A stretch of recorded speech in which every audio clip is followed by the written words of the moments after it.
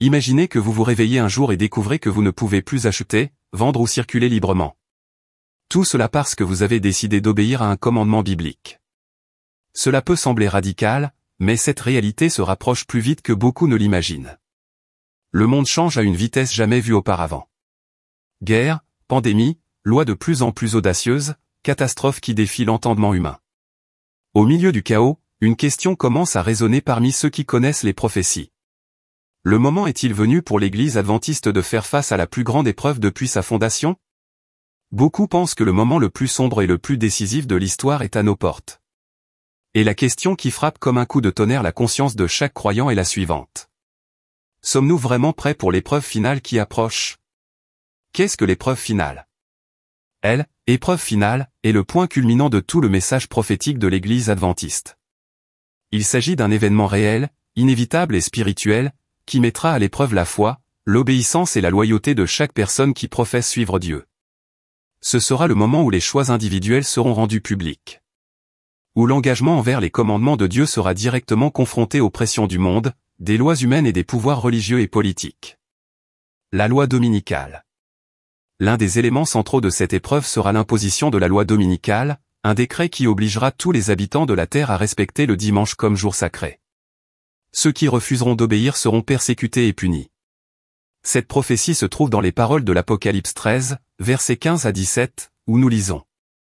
Il lui fut donné d'animer l'image de la bête, afin que l'image de la bête parlât et fit que tous ceux qui n'adoreraient pas l'image de la bête fussent mis à mort. Et elle fait que tous, petits et grands, riches et pauvres, libres et esclaves, reçoivent une marque sur leur main droite ou sur leur front. Afin que nul ne puisse acheter ni vendre, sans avoir la marque. Ce sera une période de crise mondiale, où la fidélité au sabbat le véritable jour du Seigneur, Exode 20, verset, émoticône n'en croyant pas ses yeux, deviendra le principal test de loyauté envers le Créateur. La fermeture de la porte de la grâce. Un autre moment critique sera ce qu'on appelle la fermeture de la porte de la grâce. Lorsque ce moment arrivera, le destin de chaque être humain sera déjà scellé. Il n'y aura plus aucune possibilité de repentance. La Bible dit dans Apocalypse 22, verset 11. Que celui qui est injuste soit encore injuste, que celui qui est souillé se souille encore, que celui qui est juste soit encore juste, que celui qui est saint se sanctifie encore. Ce moment marquera la fin du temps de préparation. La porte se fermera comme au jour de Noé, lorsque l'arche se ferma et que ceux qui étaient à l'extérieur ne purent plus entrer, Genèse 7, verset 16. Le décret de mort. Enfin, le décret de mort sera prononcé contre tous ceux qui refuseront de se prosterner devant l'image de la bête. Cette persécution mondiale sera menée par les pouvoirs religieux et politiques, unissant le monde contre un groupe apparemment fragile, mais qui est ancré dans la parole de Dieu. Ellen White écrit dans La Grande Controverse, page 606. Le sabbat sera le point particulier de controverse dans le conflit final entre la vérité et l'erreur. Alors que le monde chrétien honore le dimanche, la loi de Dieu exige la sanctification du sabbat du 4e commandement. Et encore. À l'approche du conflit final, une ligne de démarcation sera tracée entre ceux qui servent Dieu et ceux qui ne le servent pas. Une épreuve de loyauté. L'épreuve finale ne sera pas seulement une question de doctrine, mais un test profond de fidélité, où l'obéissance à Dieu coûtera le confort, la liberté et, pour certains, la vie même. Mais ceux qui seront fidèles, même dans les plus petites choses, seront prêts à relever le plus grand défi. Il est écrit dans Luc 16, verset 10. Celui qui est fidèle dans les petites choses est aussi fidèle dans les grandes. Et vous? Croyez-vous que cette épreuve approche déjà? L'Église est-elle prête à y faire face? Laissez votre commentaire ci-dessous ou votre opinion peut réveiller quelqu'un. Signe que nous approchons de l'épreuve finale. Les signes prophétiques indiquent que nous approchons rapidement du moment où l'épreuve finale aura lieu. La Bible et l'esprit de prophétie nous alertent sur les événements qui serviront de repère pour la fin des temps.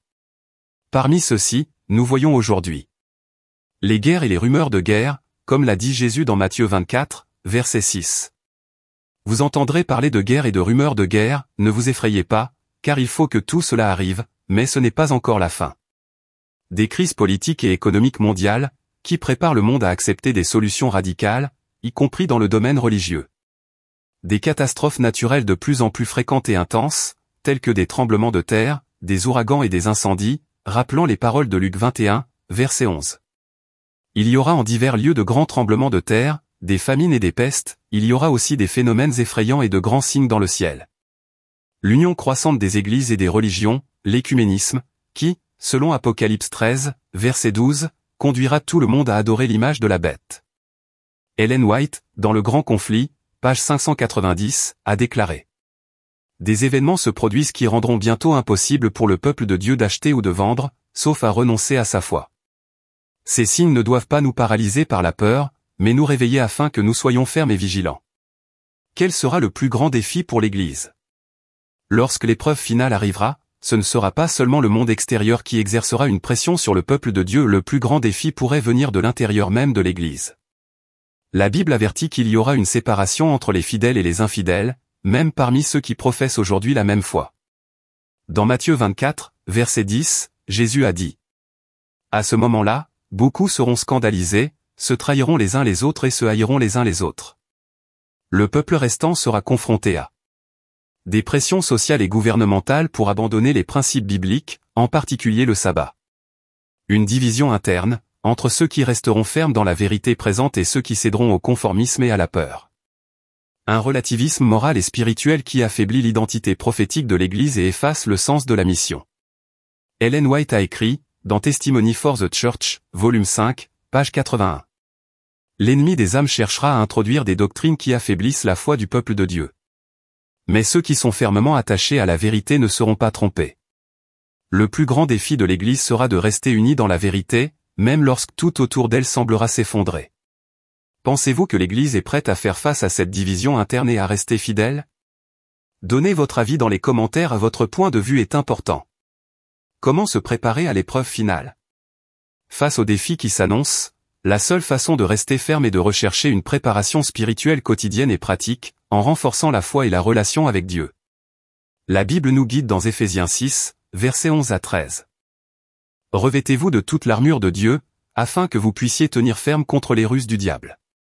Car nous n'avons pas à lutter contre la chair et le sang, mais contre les principautés, contre les pouvoirs, contre les princes des ténèbres de ce siècle, contre les esprits méchants dans les lieux célestes. Prenez donc toute l'armure de Dieu, afin que vous puissiez résister dans le mauvais jour et, après avoir tout fait, rester ferme. Ellen White, dans Le Grand Conflit, page 623, renforce cette idée. Ceux qui restent fidèles dans les petits devoirs quotidiens seront préparés à rester fermes lorsque la grande crise viendra. Pour se préparer, il est essentiel de consacrer du temps chaque jour à l'étude de la Bible et des écrits de l'esprit de prophétie. Mener une vie de prière constante, en recherchant la force et le discernement. Être fidèle dans les petites épreuves, car ce sont elles qui forgent notre caractère pour les grandes épreuves. Cultiver la communion avec d'autres fidèles, en se fortifiant mutuellement et en restant unis dans la mission. Cette préparation ne peut être remise à plus tard, le moment de fortifier la foi, c'est maintenant. Promesse de victoire pour les fidèles. Même face aux plus grands défis, la Bible dit clairement que Dieu n'abandonnera pas ceux qui resteront fidèles jusqu'à la fin. Dans Apocalypse 2, verset 10, se trouve la promesse. Sois fidèle jusqu'à la mort, et je te donnerai la couronne de vie.